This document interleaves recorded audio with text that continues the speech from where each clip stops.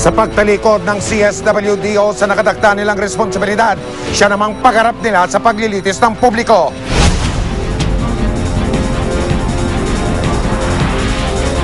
Sa isinagawang rescue operation kamakailan ng City Social Welfare and Development Office o CSWDO ng lungsod ng Marikina, ilang palaboy na may kakulangan sa pag-iisip ang kanilang nasagi mula sa lansangan. Kanila namang dinala at pinatignan sa National Center for Mental Health sa Mandaluyong.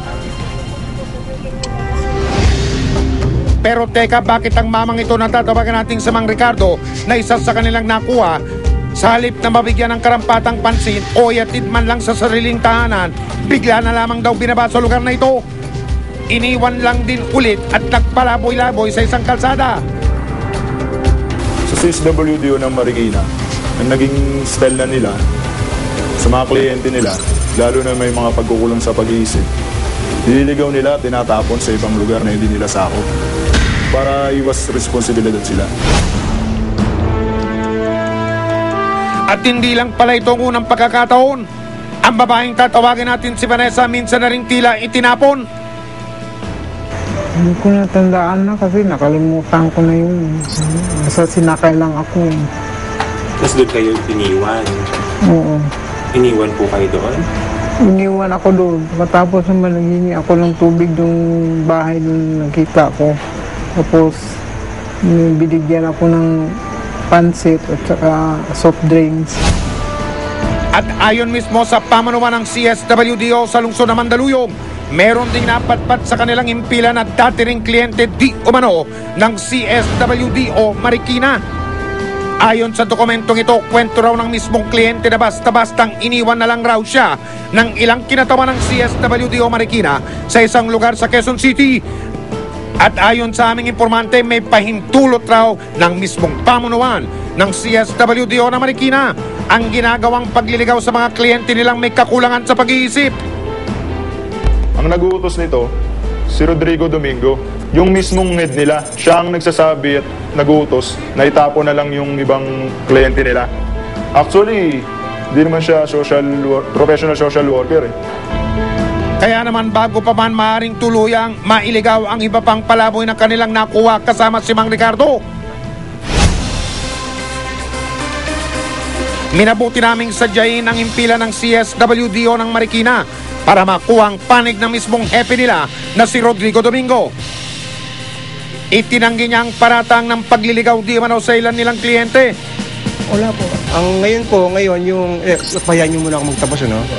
Ngayon po, on the way na, actually, bago na, may procedure kasi. Nung dinala yun, ayaw nilang tanggapin. Ngayon, ang ginawa, pinagamot muna namin yung mga psychotic o mentally challenged person. Absolutely wrong yan, mali yan. Yung mga taong yan, dapat kalingain yan. Hindi mo dapat ano yan. Kakalingain mo yan, ayusin mo yan, pakainin mo yan, at dalhin mo sa institution para kung saan magamot sila. Pero bigla siyang kumambyo na makita ang mismong kuha ng aming kamera. Kasi sabi mo kasi, binaba. Patingin mo na yung binaba. Yung tao, kusang bumaba, hindi binaba. Kasi ang sabi mo kanina, binaba eh.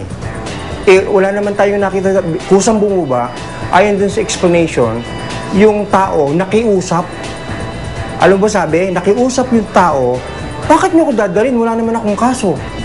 Tama po ba yung ganong procedure na pag nag-insist siya na bumaba, basta-basta na siya ibababa kung saan man? Depende po yun sa sitwasyon eh. Katulad nga po sinabi ko, madiin po ang pagsasalita raw ng tao.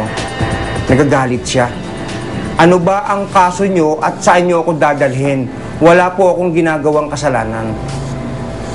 So, tama po yun. At malinaw na kita nyo naman po sa video, hindi po siya binaba, kusang bumaba yung tao. Kasi iba po yung binaba at bumaba. Pero sir, kung totoo ngang nag-hysterical si Mang Ricardo, paano nyo pong nasabing nasa tama siyang katinuan? Pag po ang tao po natatakot na yung nag-accompany sa kanya at kung sa palagay niya makaka-apekto po dun sa nakararami o dun sa makasamahan, ano na po yun,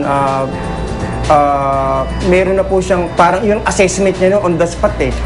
Siyempre, kung bigla ka na lang pong sapakin o bigla kang ano yan, matino naman makipag-usap na yan. Tama po ba o mali yung ginawa ng mga tao nyo sa ginawa sa mga tao nyo? Sa pagkakataon pong yun, kung talagang apektado po ang safety ng mga nakararami, hindi naman po sila police officer o hindi naman po sila mga talagang trained para pangalagaan po yung kung ano gagawin ng tao. Desisyon na po yun, sir. Nako sir, parang may mali yata sa inyong pangangatwiran. Sarili muna bago ang iba. Ganun po ba? Baka yung tao ay naglulukohan-lukohan at that time, kasi meron nga pong ganong mga background na kunyari kuno na may sira. Kunyari, nagtinitik advantage nila yun, nanghihingi ng pera, nang gaganito, namamali mo sila. Minsan, disguised po nila yun eh. Inamin din naman niyang hindi siya isang profesional na social worker. Hindi po ako social worker. Pero based on my experience, ako po well-trained po talaga sa public service.